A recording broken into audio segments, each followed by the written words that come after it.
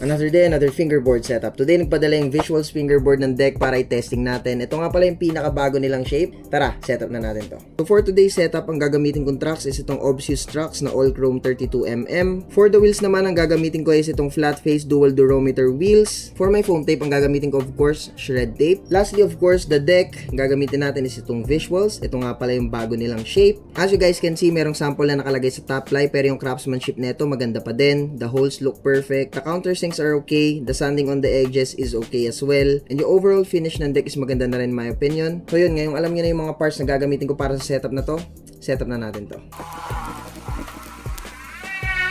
And there you have it, tapos ko na siya i-setup. Ang ganda ng kinalabasan na itong setup na to.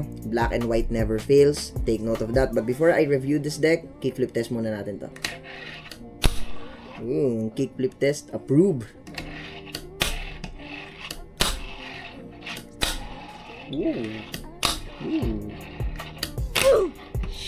Testing ko muna bago ko siya i-review.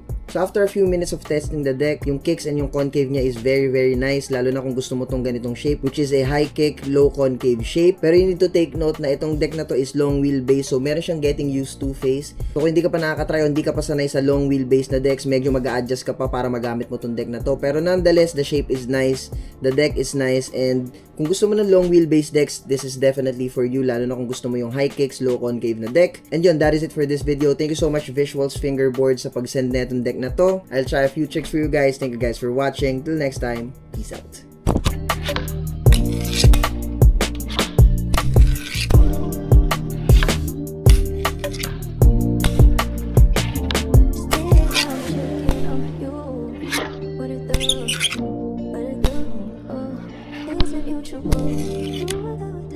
I'm older than you think, 'cause I love you still.